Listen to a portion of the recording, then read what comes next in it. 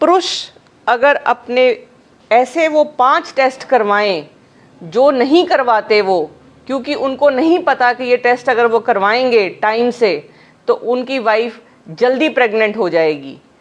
वो जो कारण हैं जिनकी वजह से वो प्रेगनेंसी नहीं हो पाती है, सिर पकड़ के बैठ के रिपोर्ट्स, इतनी मोटी फाइल तैयार हो जाती है पेशेंट्स की, उसी टेस्ट को बारी बारी सीमन एनालिसिस एक टेस्ट कराते हैं जिसमें वो वीर्य की जांच बारी बारी कराते रहते हैं और आगे टेस्ट कोई और का करता नहीं है, उनको कोई सलाह नहीं देता है, इसलिए वो टेस्ट नहीं करा पाते। आज मैं आपको वो 5 टेस्ट बताऊंगी जो आपकी अगर टेस्टिस काम नहीं कर रही हैं और तो वो काम भी करने लगेंगी, कारण भी पता चलेगा, उन कारणों का इलाज भी पॉसिबल है और प्रेगनेंसी भी पॉसिबल है। सबसे पहले जो सबसे कॉमन चीज़ है, जो ये वाला एरिया होता है, ये शरीर से बाहर होता है जिसको हम स्क्रोटम बोलते हैं।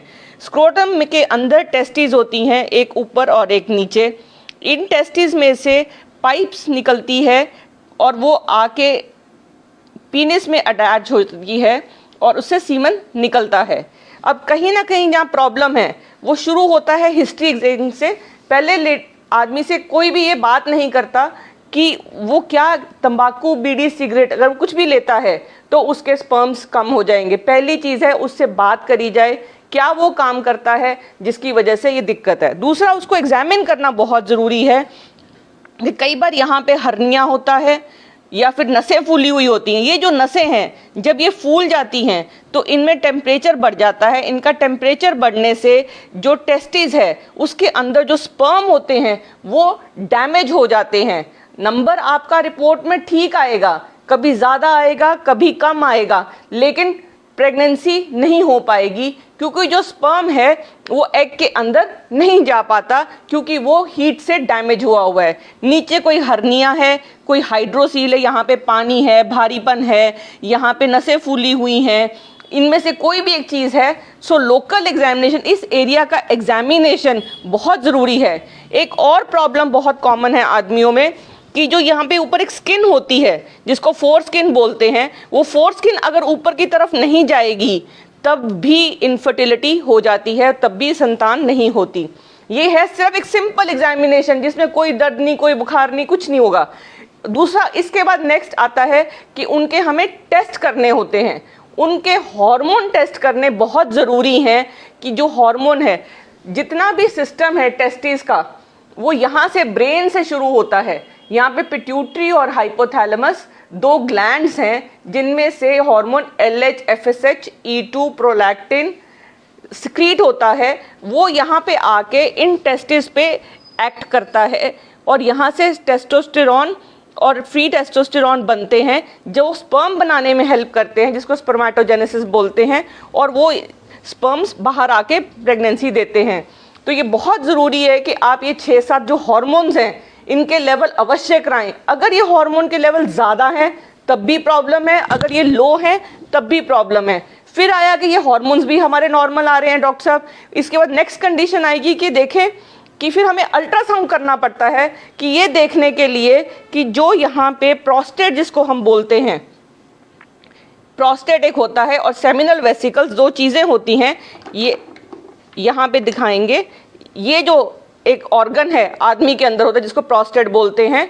ये जब प्रोस्टेट के अंदर इन्फेक्शन हो जाती है, सेमिनल वेसिकल्स के अंदर इन्फेक्शन हो जाती है, तो पस सेल्स आने बंद नहीं होते, पस सेल्स भी आते हैं। प्लस जो ये रास्ता है, जो पेशाब का जो ये रास्ता है और जो वास डेफरेंस है जिसमें से स्पर्म आने हैं, वो दोनों आपस में कई बार क्रॉस कर जाती हैं और मिल जाती हैं, जिसकी वजह से बारी बारी यूरिन में इन्फेक्शन होती है और बारी बारी स्पर्म्स में इन्फेक्शन आती है।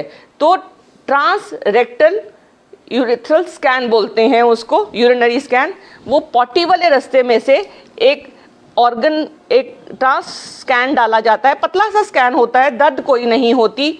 उससे इस प्रोस्टेटाइटिस प्लस सेमिनल वेसिकल्स की जो इन्फेक्शन है वो पता चलती है। कई बार ट्यूबरकुलोसिस हो जाती है, क्लेमाइडिया है, गोनोरिया है, ये जो इन्फेक्शंस हैं ये स्पर्म्स डैमेज करते हैं। प्लस अगर इनकी कण आपके सीमन में पड़े रहेंगे तो ये प्रेगनेंसी होने नहीं देंगे, प्लस आपकी वाइफ को भी इन्फेक्शन होने के चांसेस बढ़ जाएंगे। इसलिए बहुत ज़रूरी है पहला हुआ एक एग्जामिनेशन, फिर हॉर्मोन्स, फिर ट्रांसरेक्टल स्कैन या स्क्रोटल वेरिकोसील, एक कंडीशन जो सबसे कॉमन है। उसमें क्या है, नसें फूल जाती हैं, नसें फूलती हैं तो टेम्परेचर बढ़ता है। कई बार देखने में नसें नहीं फूलती तो अल्ट्रासाउंड में खड़े होके अल्ट्रासाउंड होता है, जिसमें रंगीन अल्ट्रासाउंड है। आदमी जब खड़ा होता है तो उसको अपना जोड़ जब वो नीचे लगाता है तो नसें फूलती हैं। जब नीचे की नसें फूलती हैं तो वो अल्ट्रासाउंड में पता चलता है, तो उनको ऑपरेट करवाने के बाद स्पर्म्स नॉर्मल हो जाते हैं, डैमेज होने बंद हो जाते हैं। इसके बाद जो नेक्स्ट चीज़ है, अगर ये सारा कुछ ठीक है और फिर भी हमारे स्पर्म्स नहीं है, तो हमें ये पता करना बहुत ज़रूरी है कि क्या ये अंडेदानियाँ काम करती हैं कि नहीं करती। तो इनके लिए बहुत ज़रूरी है कि इसमें से एक सुई से टेस्ट करा जाता है, जिसको टेस्टिकुलर बायोप्सी या FNAC बोलते हैं।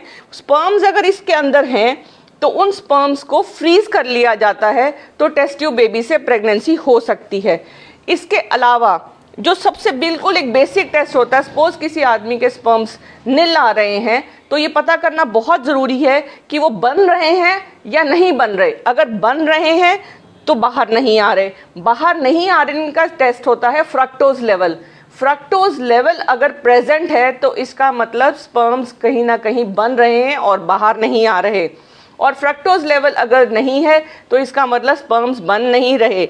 अगर यहाँ पे जो प्रॉब्लम है, अगर टेस्टिस के अंदर प्रॉब्लम है, फिर भी उम्मीद होती है कि हम प्रेगनेंसी करवा सकते हैं। आजकल साइंस उस लेवल पे पहुँची है, जैसे कई सारे तरीके हैं जिससे प्रेगनेंसी कर सकते हैं, जिसको टीज़ा, पीज़ा, मीज़ा, टीज़ी, ये तरीके हैं जिनसे प्रेगनेंसी ली जा सकती है। तो यही वो 5 चीज़ें हैं जो हमें ध्यान रखनी है कि टेस्ट एक के बाद एक कराने चाहिए।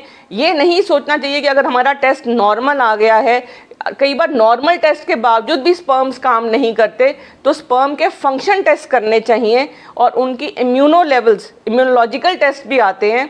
कई बार एंटीबॉडीज़ बनती हैं, लेडी के अंदर से टेस्ट करा जाता है, जिससे ये पता चलता है कि ये स्पर्म्स काम करेंगे कि नहीं करेंगे। और एक जो सबसे बड़ी भ्रांति है आदमियों में कि मैस्टरबेशन करने से इनफर्टिलिटी होती है, ऐसा कुछ नहीं होता।